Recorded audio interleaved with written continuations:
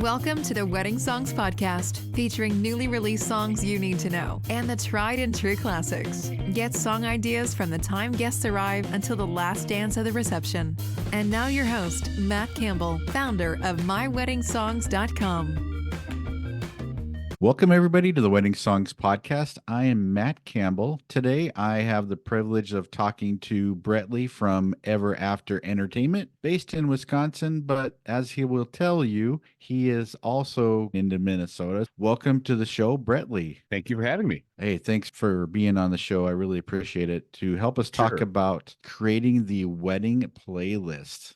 But before we get started on that, can you share with everybody a little heartwarming or memorable wedding moment? Most definitely. I will say that a majority of my weddings are definitely what you'd call the rager type party. Part and parcel, it goes being in lacrosse. And I'll allude to this several times, that lacrosse is kind of the Wild West of Wisconsin. What you can get away with here is definitely not doable in any other part of the state. I didn't realize that really until after I'd been living here for a few years. And then COVID really showed the difference, because once we reopened for COVID in Wisconsin, it was Wednesday, May 23rd. Still remember the day like the back of my hand, because at 4:00 when they lifted the ban here, I got a call at like 5 minutes after 4. What are you doing? I'm like, we're partying tonight. Let's go. But along with that, a lot of my parties are ragers. And there was one point my now ex-girlfriend and I were joking about it. From June of 2021 until March of 2022, I saw 18 ambulances at my weddings. And not all of them were from the partying, mind you. If you're doing a sparkler send-off, please make sure the area is well ventilated and your grandparents can breathe. Otherwise, you're going to get that fallout. There were some from just outdoor heat. In Wisconsin, getting 100-degree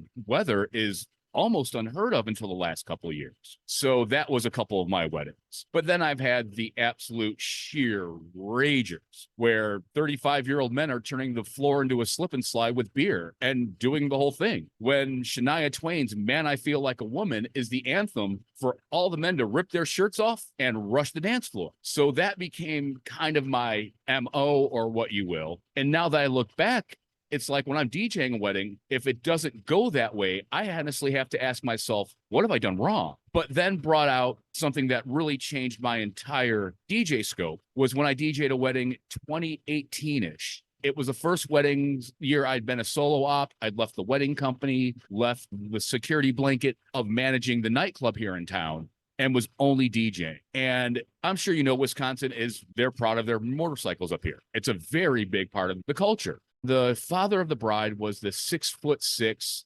350-pound biker, shaved head, earrings, the beard that every man is envious of, and rolls up there with his banging his vest that afternoon. Didn't wear it to the wedding, mind. But as soon as we got into the dancing portion of it, he's in his tux on the dance floor, bawling his eyes out. And I'm watching this manliest of men. He's just sitting there crying with his daughter. And that totally changed me that day. Not only did it make me become a better DJ, because I understood now that I'm not great with love. It's not my thing. Mitch Taylor, for example, part of the reason he hates my emceeing is because I don't get emotional like Marbecca will teach you. You can't emote it out of me. It's not going to happen. But that day really kind of changed my entire outlook on looking at being a wedding DJ as just a job, so to speak, to, oh, wow, there is so much more involved in this. From that day, it's like I looked at the picture of my daughter in the booth and I'm like, that's my daughter. Someday I'm going to be in this position with my daughter. So when I started thinking about weddings in that day, is this good enough for my daughter? Am I doing something that is quality enough that I would be happy my daughter received this kind of work from their entertainment? I apply that to every wedding I go into now. To this day, when I see the father-daughter dance, I do kind of well up with tears, because I know I've only got maybe 10, 15 years at most before my daughter is really at the marrying age. And it's like, you're going on 12 now. Where is all the time gone? But understanding that bride's father has watched her from the day he held her in his arms until the day he gave her away, and understanding what that truly means to everybody involved really changed me. It definitely made me a better parent, because then I'm like, wait a minute. Okay, there's more to it, not just about the wedding, but the love aspect with your child. Since that day, my daughter and I, our relationship has really become a very close one. Like if you're at Midwest DJs Live, she's there with me by my side the entire time. When I did the spinoff a couple years ago, she was like, Dad, if I never have to hear any of those songs again, I'll be a happy kid. But that was a good set out of you. Thanks, kid. I love you. So when I coupled what I'm doing into everything, I do it all to make sure my kid is taken care of and apply that same feeling I have for my daughter and understanding to my weddings. That's been a big factor in how I deal with things. I love that how you're talking about the emotion because yeah, there is so much memories. There's so many taking back of what got to that date. So I love that. Can you talk a little bit more about your company and yourself as a DJ? See, I got lucky enough to start when I was working at the Record Exchange in Chicago. I was 15. They let me start early because my dad's like, go ahead and work. I don't care. You're probably going to drop out of high school and need the money. And see, with the love thing, my dad was first generation Japanese in America and saw Heart Mountain internment camp. So one, he was a very cold individual, warm heart. And I knew he loved me, but showing love was not his thing.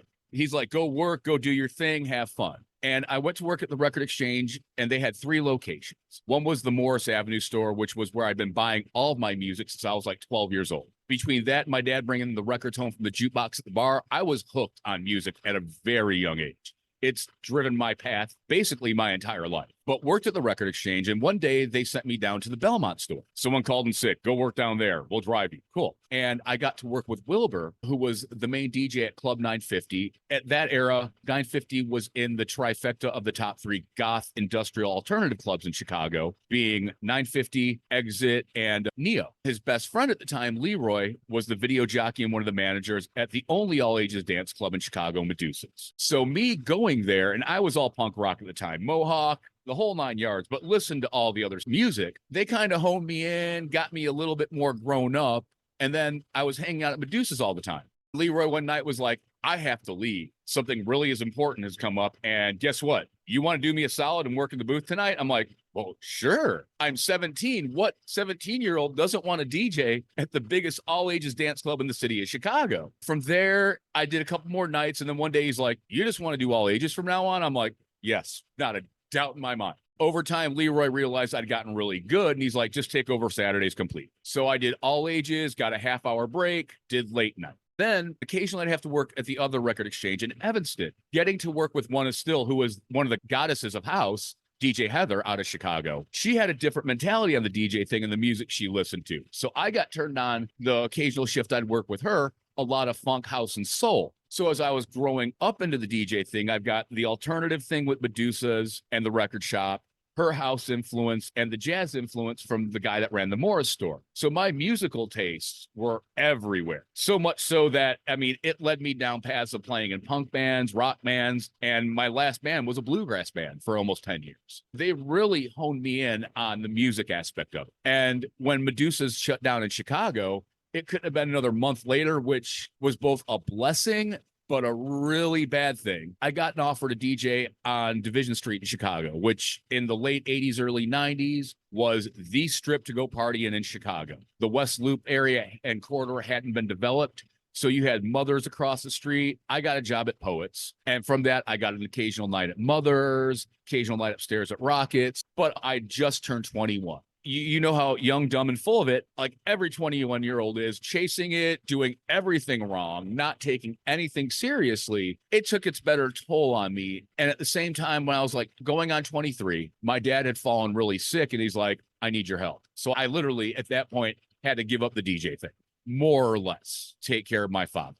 Went between taking care of my father once he passed. I DJ occasionally and play in bands, go back and forth until, which, you know, got me on the Vans Warped Tour in 2005 with my old band, got me in a bluegrass band that I loved and played with for 10 years. Musically speaking, that's where I learned the most about music theory, not from education, but from live playing with a band that would, rather than call out here are your chords, they'd bring out the Nashville chord chart, 145, key of G, go. Cool, got it.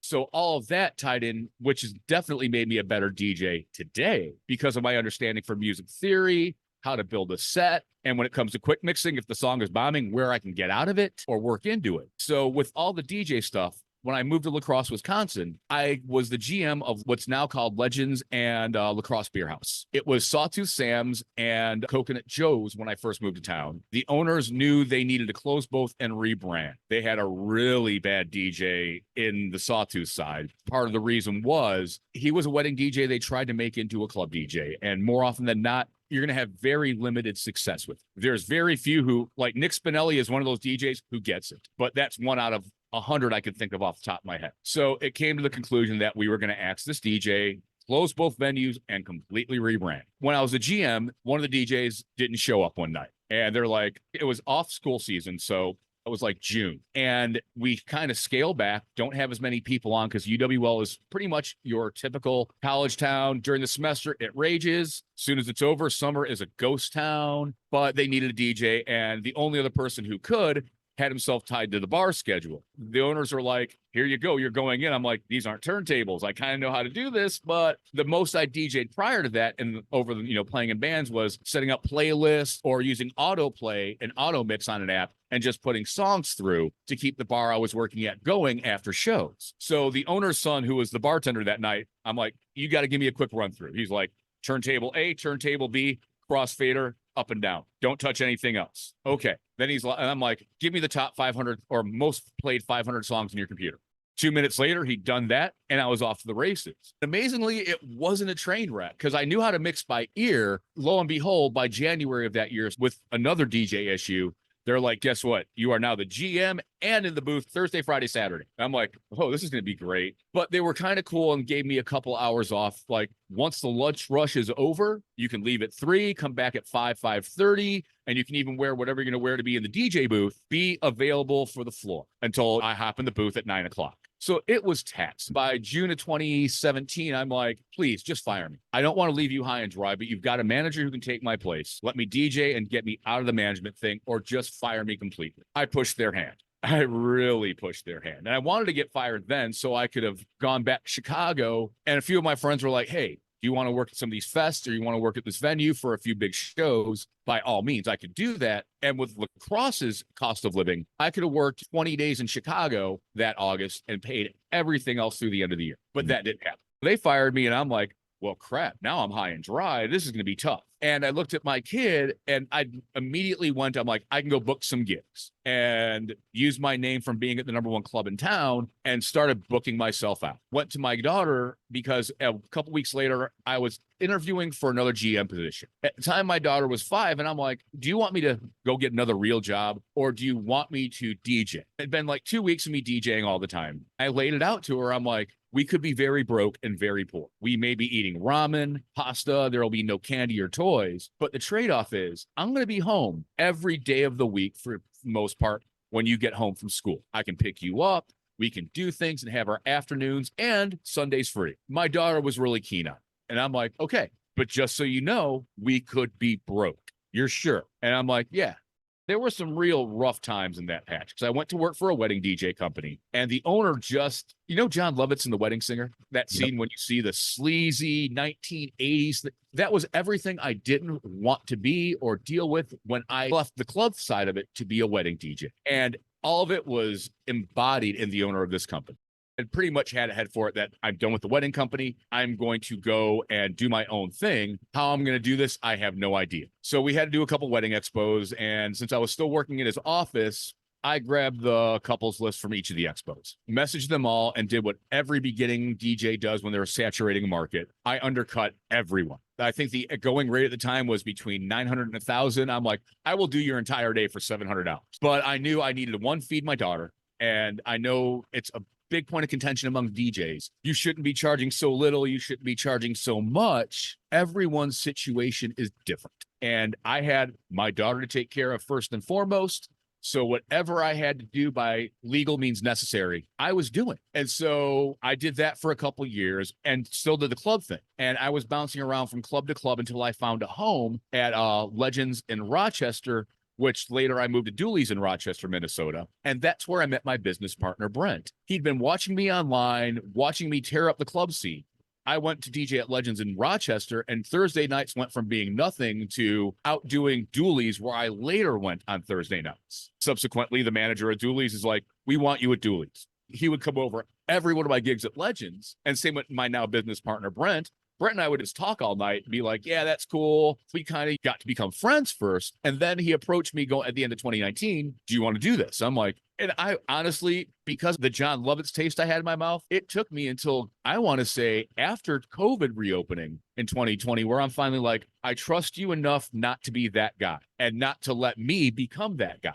So let's try this out. And it was a win-win proposition because since 2020, we've now got 8 DJs in Rochester, 7 DJs here in La Crosse. And it seems that when I'm looking at the Facebook groups, knock on wood, when I'm seeing all the other DJs in this area still chiming in for weddings this year on prime dates and most of the other summer dates, we've already got our crew booked. What I've begun to realize is that we've kind of taken the market and just saturated it, and we get everything first, and then everybody else has been trickling down to. So it's been a very win-win scenario. So much so that when Brent brought me to Win Best DJs Live for the first time, I'm like, wait a minute, I can learn this much. It literally spawned me after the first one on an entire year of watching YouTube gig logs, going to every your site, for wedding songs, going to Alan Berg, going to watch Nick Spinelli, and just oversaturating myself in all this education, so to speak. So by the time that Mitch Taylor came down the next year, he laid into me. He's like, you don't charge enough. You need to grow a pair.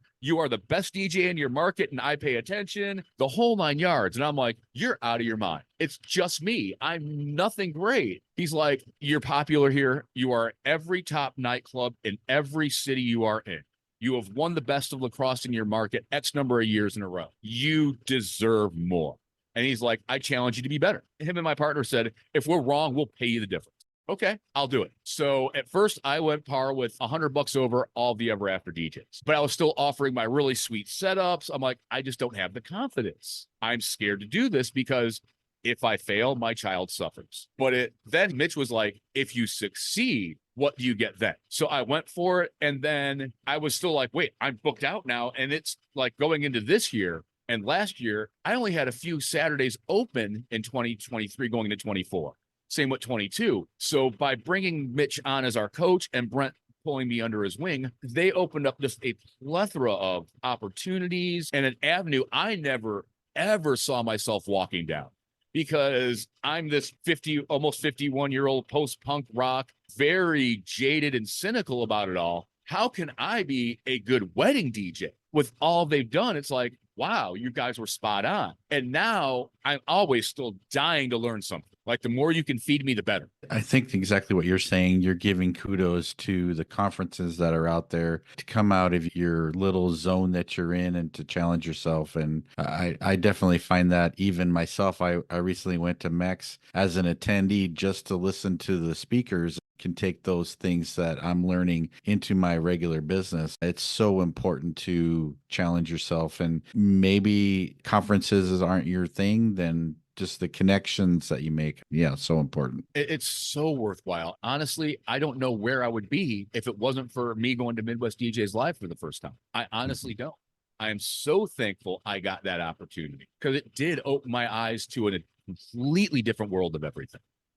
It comes back to you don't know what you can do until you can see somebody else already doing it. Yeah, it's incredible. Oh, yeah. Time for a quick break from the show to let you know about the Wedding Music Letter. Are you struggling to find the wedding songs that match your personality and music style? Are you having a hard time keeping up with the new wedding songs being released? Then subscribe today to the Wedding Music Letter by going to my website, myweddingsongs.com, and clicking on the Join Now button. Every Wednesday, you'll get song ideas to build your wedding playlists. On the last day of the month, you'll get all of the new wedding songs released from the prior month. So subscribe today and join over 7,000 other engaged couples and wedding pros by going to myweddingsongs.com and joining the Wedding Music Letter today. Now back to the show. Speaking of weddings, I just want to get more into the playlist creating, Sure. Talking to your couples. What's the typical conversation that you have with couples that's trying to plan their music? Well, prior to them even inviting me as their DJ, I almost try to talk them out of booking me, not talk them out, but I really want to get a good feel of what they're looking for musically from me, in addition to the whole scope of the day. But being a DJ, making sure I have all their musical wishes covered. When they're first booking me, the biggest question, what vibe are you looking for with your reception? Because of the clubs I DJ at, most couples are like, we want that at our celebration. Cool, done. It makes life so much easier for me because I'm not hunting down songs or trying to come up with ideas to complement that. The only other major question I will ask any couple, are you looking for anything that's heavy into one genre? If they say country, I will bow out immediately. I'm not a country DJ. The country I play at my weddings, I joke with it with couples. If it's not white girl wasted country, I'm not playing it. If it doesn't fall in that category of college party or white girl wasted, I don't even want to touch it. With the exception of maybe Garth Brooks, sing along, something like that, because now I want everybody arm up together, singing and loving each other. Yeah, there's a few odds and ends in that, but I definitely don't try to take anything that's going to be a predominance of country or a predominance of rock or rap. I know that's not an avenue that is conducive to the party jams, so to speak. So with that, I'm very cautious. Now, when we get into the planning stage of it, by the time we're really talking about it, they've already gone to our portal and entered all their information in, and I get a real good chance to look it over. Then I'll call them up and ask them what years, like when did they turn 16? When did you graduate high school? And those two things I'm thinking about, you probably got your license when you turned 16. What were the top charts in that year that you were cruising down, screaming at the top of your lungs with your best friend riding shotgun with you? Same with when you turned 18 or graduated. I graduated.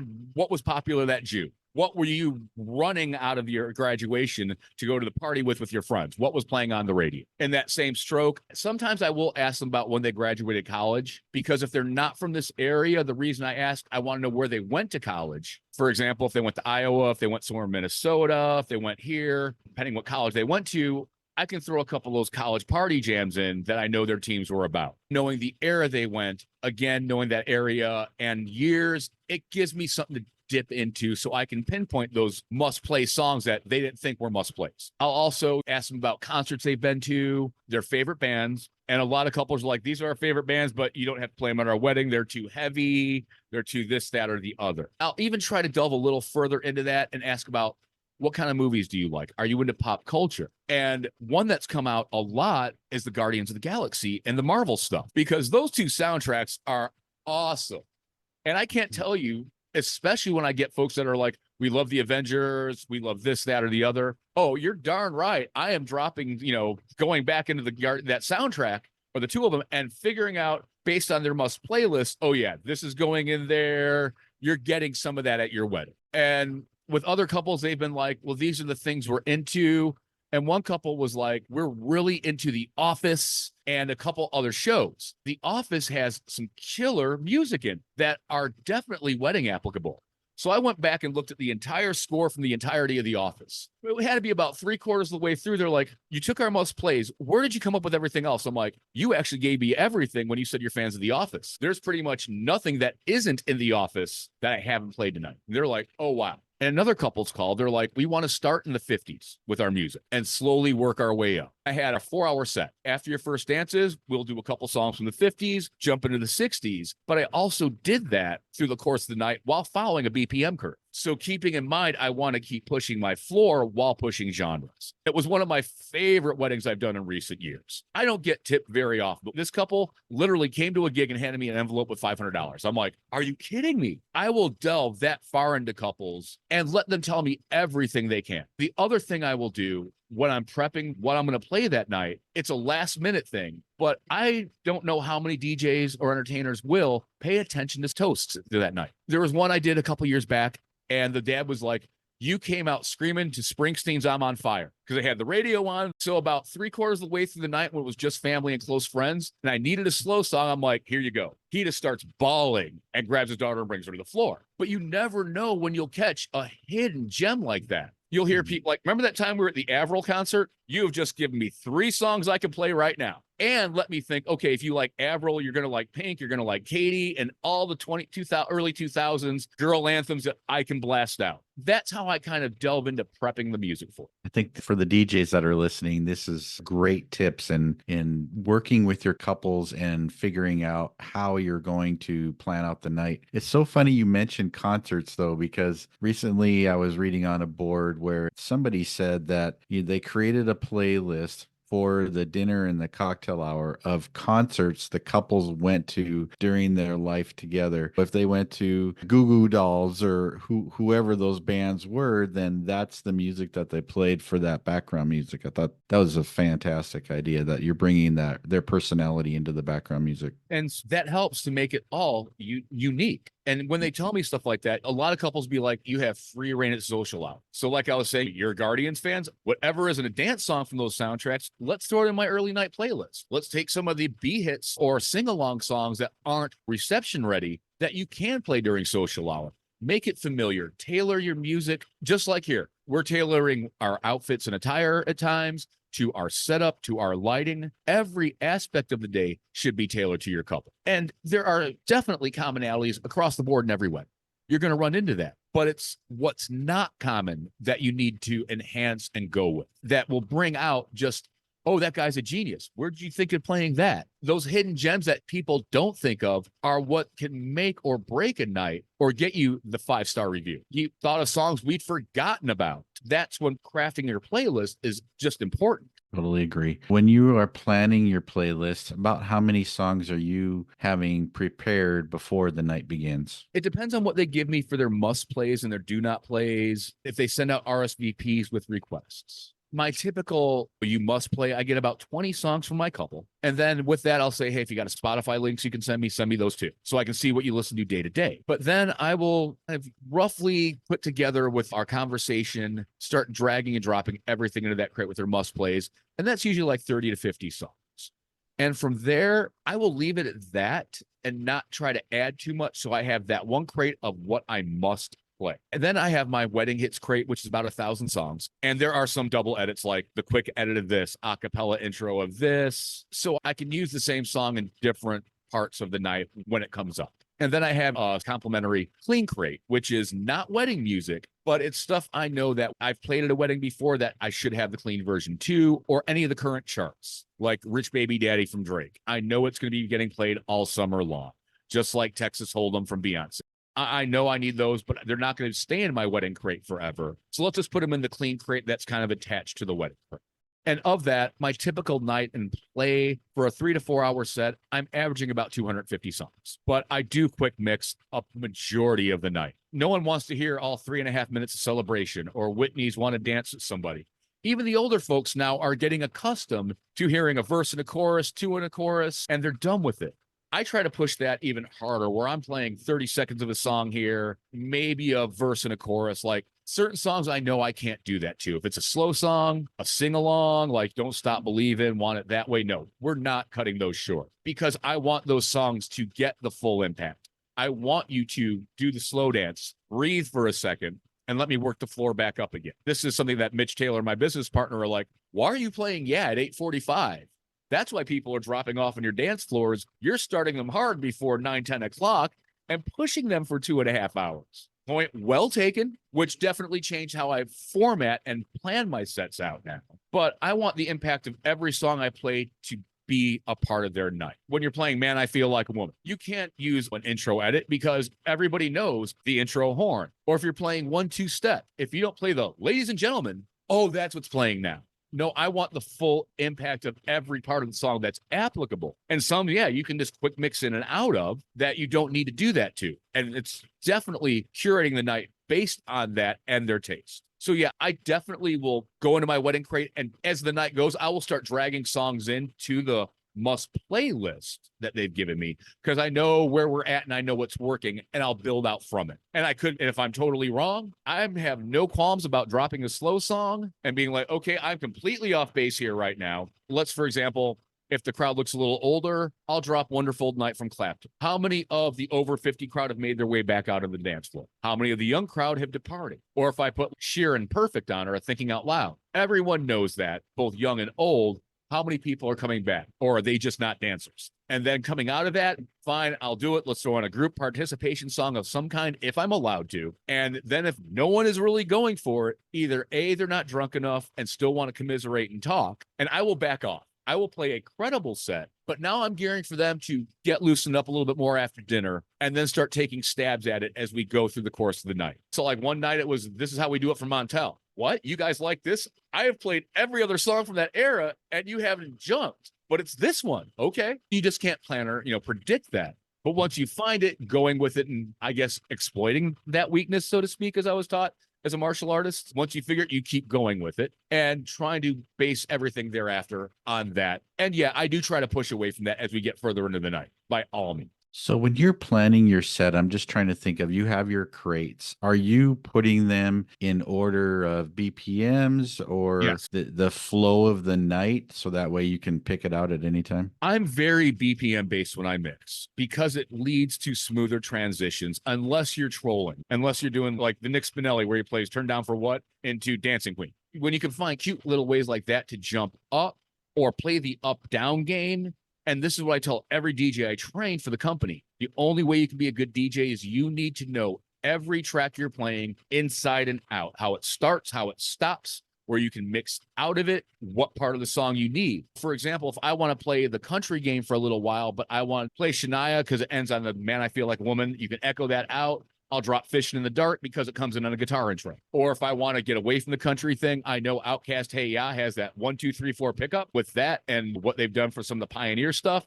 You can play with the keys on that, do like 1, 1, 1, 1, and do some cute transitions on acapella to work your way into the song. I definitely try to mix by BPM, but if it's not flowing the way I want it to, I'll play the up-down game until I find my groove with them.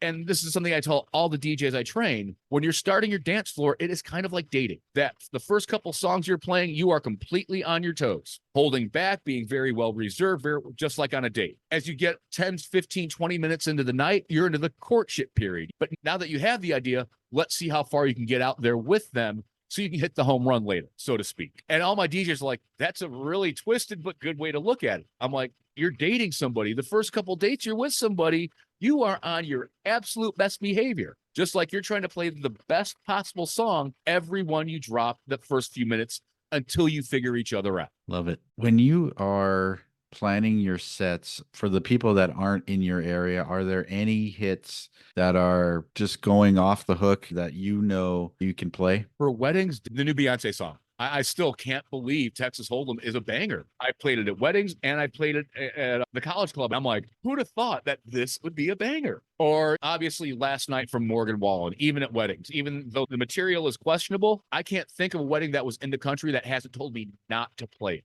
And then, obviously some of the newer charts that come and go like Ski Yee, Rich Baby Daddy. I'm playing those. You wouldn't think I'd be playing them at weddings, but a lot of the couples that want me at their weddings are asking for that. And hand in hand with that, I've gotten a lot of the EDM housey kind of weddings. And what's really been coming, Sudden Death, Riz, Excision, and Rez have all been just dominating any EDM playlist I get. And I've done, I want to say at least 15 of them last year. The one I'm doing on Saturday, they sent me their playlist and I'm like, oh, you really don't want the old folks dancing. They're like, they're not going to.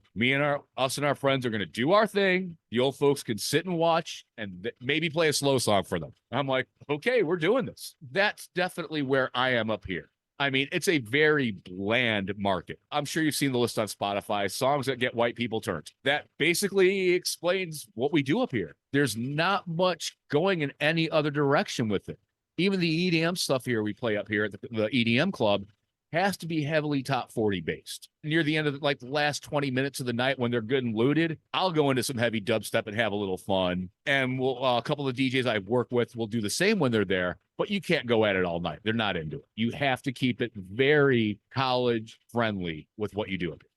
When you're planning your playlist, we're talking about packing the dance floor. You're having all these ragers. Do you have any backup plans for sets when people kind of clear the dance floor and you're like, Oh, like we were talking about. Oh, Montel Jordan got him back on the dance floor. How do you work your backup plans? My number one backup is I will always fall to a slow song. I like to call it, if nothing's working, reset your floor. Or if it's kind of working, but you need a cohesion between everyone, reset your floor, play a slow song, and judge who came out. And then you have to make that quick decision. What is going to keep these people out there? Be it if it's mostly women who have dragged their boyfriends out there or their husbands, go with Wannabe and always play to the women first. Because women, like the music that you're using, is very pop based, very bubblegummy, bounce your head. I'm certainly not going to go play My Neck, My Back out the gate after that. Although there was one wedding I DJ'd where the bride was like, that is the first song you're playing after our spotlight dances.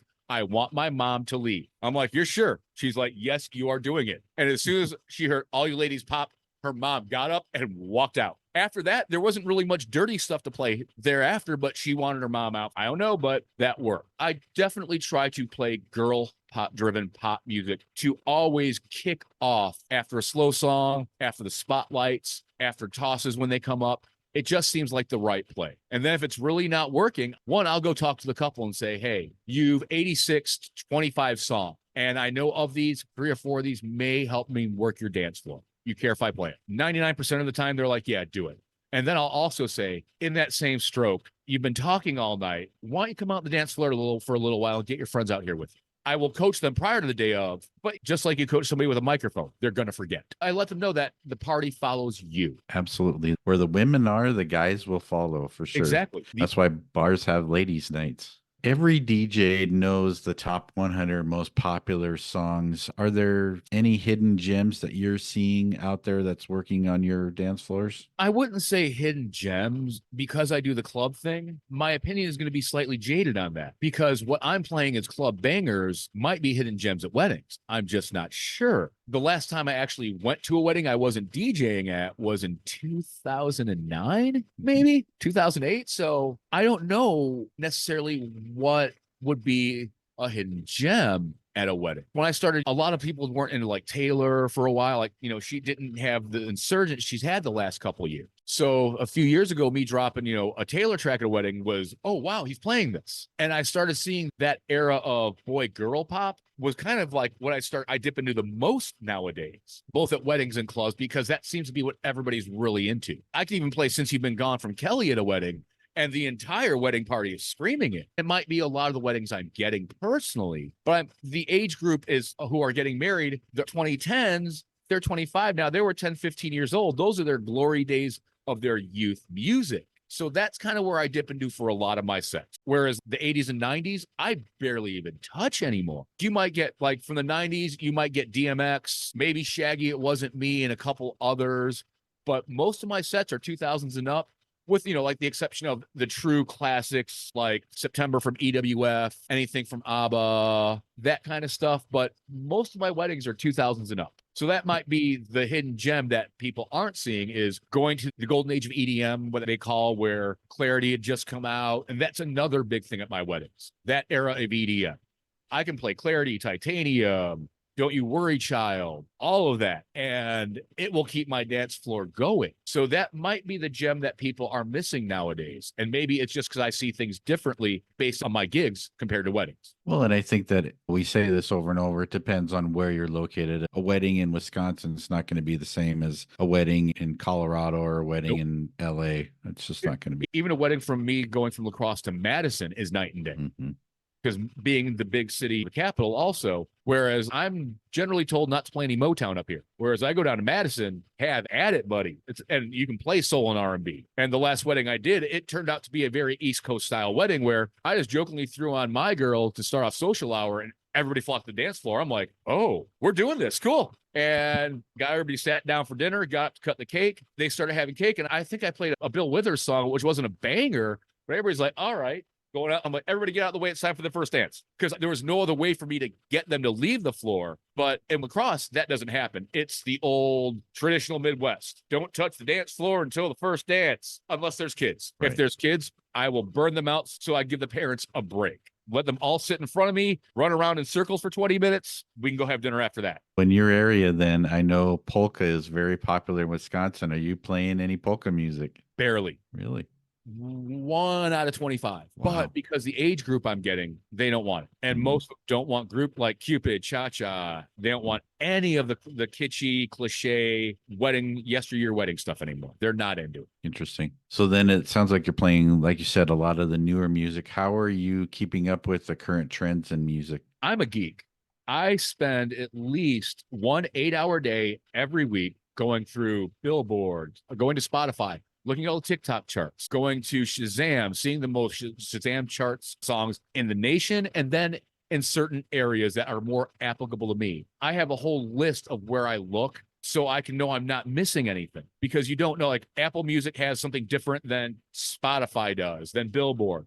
So there might be one track that's not between the two of them, and that could be the difference of an extra banger on my dance floor or seeming average. And along with that, I'm pretty religious. Like if the charts are all the same, like they haven't moved, like over the Christmas holiday, they're stagnant. You have all the Christmas charts head back into Billboard and all across all the other charts. I'll take that month and really delve backwards, and I'll pick a year and go through the entire year's charts week by week to see if, oh, you should be playing that. And this year I decided it was 2003, and I got through 2008 this year of going back and just going week by week. And I think I may have found like 20 songs, like forgot about that. And I'm like, I'm glad you went and did that, because the kids are going bonkers for this. And Hidden Gem was MKTO classic. I never pictured that as a wedding song necessarily. I thought it was 10:30 before we're really bumping at a college bar. Ooh, girl, you're shy. And, getting that little groove on. I'm like, let's try it one day. I'm like, oh, wow, everybody's back out here. Wow, okay. And that got into my wedding rotation. So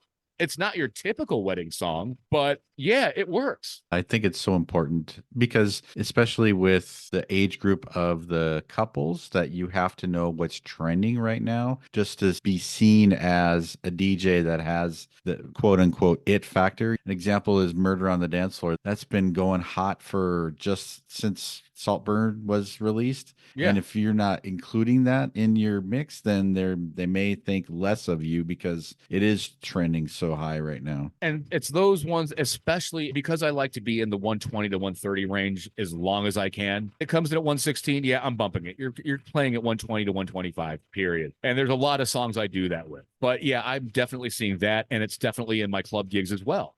It was charting on Billboard, but now it's only showing up on TikTok. So you have to pay attention to all these mediums to find the right stuff. And not only that, yeah, you might download it, but listen to it, really listen to it, so you can figure out how to quick mix it, first off. Or second, this version, the real version, isn't great, but you want to play it. So go dig in one of the record pools you're in and find the version that fits what you're doing. Because I have that gamut of college club, dance club, the occasional town bar, and weddings, I am really delving into my music. So an 8-hour day every Thursday or every Wednesday isn't unheard of for me, but it keeps my sets younger, fresher, and doing what they're supposed to. Because I don't want to go to any gig and become stale. You're wasting everybody's time by doing. I love that so much. It goes back to even watching the award shows and knowing what songs are getting the awards or just being up for the awards, especially the brand new artists. We're in music every single day, and the best new artists, I may know 2 of the 5. Yeah. It's crazy. I know the song title, but artist, I'll forget who it is half the time. My daughter will laugh. She's like, yeah, okay,